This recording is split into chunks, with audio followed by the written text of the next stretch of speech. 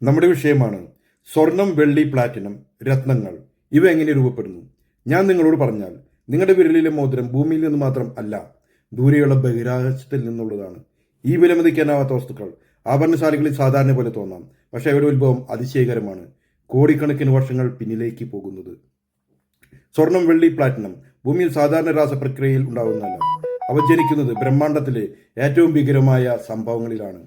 വലിയ നക്ഷത്രങ്ങൾ അവരുടെ ജീവിതത്തിന്റെ അവസാനത്തിലേക്ക് എത്തുമ്പോൾ അവ സൂപ്പർനോവയായി പൊട്ടിത്തെറിക്കുന്നു. സൂര്യന്റെ ഉള്ളിലെ ചൂടിനേക്കാൾ കൂടിയ താപനില സൃഷ്ടിക്കുന്നു. ഈ അവസാന നിമിഷങ്ങളിൽ ആറ്റങ്ങൾ തമ്മിൽ ഇടിച്ചുകൂടി വെള്ളി, ചില സ്വർണം പോലുള്ള പാരമ്പര്യ മൂലകങ്ങൾ രൂപപ്പെടുന്നു.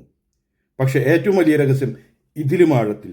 ശുദ്ധമായ സ്വർണവും പ്ലാറ്റിനവും ഇനിയും അപൂർവമായ ഒരു സംഭവത്തിലാണ് രൂപപ്പെടുന്നത്. ന്യൂട്രോൺ നക്ഷത്രങ്ങളുടെ കൂട്ടിയിടി. രണ്ട് അതീവ സാന്ദ്രമായ നക്ഷത്രങ്ങൾ തമ്മിലിടിക്കുമ്പോൾ സ്പേസ് തന്നെ തരംഗം പോലെ വിറയ്ക്കുന്നു, സമയം തന്നെ വളയുന്നു.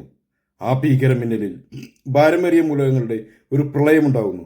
സ്വർണം, പ്ലാറ്റിനം, അപൂർവ ലോഹങ്ങൾ കോസ്മിക് പൊടി പോലെ ബ്രഹ്മാണ്ടത്തിലുടനീളം ചിതറുന്നു.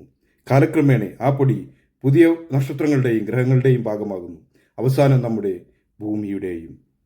യുവഭൂമിയുടെ അകത്ത് ചൂടും ദ്രവീകൃത പാറയും അഗ്നിപർവ്വത ശക്തികളും അവയെ മാറ്റി രൂപപ്പെടുത്തി. സ്വർണ്ണവും വെള്ളിയും ഭൂഗർഭദ്രവങ്ങളോട് സഞ്ചരിച്ചു, പാറയിലെ വിളകളിൽ കൂടി ഒഴുകി, തണുത്തപ്പോൾ മറഞ്ഞിരിക്കുന്ന ശിരകളായി അടിഞ്ഞുകൂടി.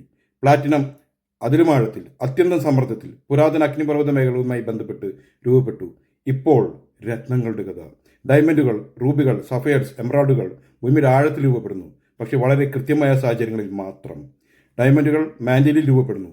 അവിടെ സമ്മർദ്ദം അത്രയും ശക്തമാണ്, കാർബൺ ഒരു പൂർണ്ണ ക്രിസ്റ്റലായി മാറുന്നു.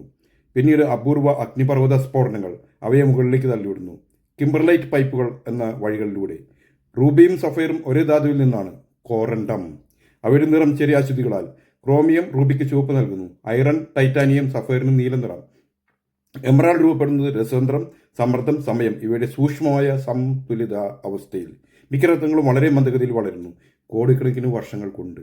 ഭൂമിയുടെ ചലനവും ഇറോഷനും നദികളും അവയെ ഒടുവിൽ ഉപരിതലത്തിലേക്ക് കൊണ്ടുവരുന്നു. ഈ വസ്തുക്കളുടെ യഥാർത്ഥ മൂല്യം സൗന്ദര്യം മാത്രമല്ല, അപൂർവത, ദീർഘായുസ്, കാലത്തെ അതിജീവിക്കൽ. സ്വർണം ഒരിക്കലും ചീഞ്ഞു പോകില്ല. പ്ലാറ്റിനം അതിവിശാലമായ സാഹചര്യങ്ങൾ താങ്ങും. രത്നങ്ങൾ കാലങ്ങളോളം നിലനിൽക്കും. അതുകൊണ്ടാണ് മനുഷ്യർ അവയെ വിലമതിച്ചത്, നാണയങ്ങളായി, ആചാരങ്ങളിൽ, ശാസ്ത്രത്തിൽ, കലയിൽ. അതുകൊണ്ട് ഓർക്കൂ, നിങ്ങൾ സ്വർണമോ ഒരു രത്നമോ കയ്യിൽ പിടിക്കുമ്പോൾ നിങ്ങൾ പിടിക്കുന്നത് ഒരു നക്ഷത്രത്തിന്റെ മരണത്തിന്റെ അവശിഷ്ടം തന്നെയാണ്. കോസ്മിക് സ്ഫോടനങ്ങൾ കൊണ്ട് രൂപപ്പെട്ടത്, ഭൂമിയുടെ ആഴത്തിൽ തീർത്തത്, അനന്തമായ സമയത്തിലൂടെ. അത് വെറുമൊരു ആഡംബരമല്ല, ഇത് നിങ്ങളുടെ കയ്യിലെ ബ്രഹ്മാണ്ടത്തിന്റെ ചരിത്രമാണ്.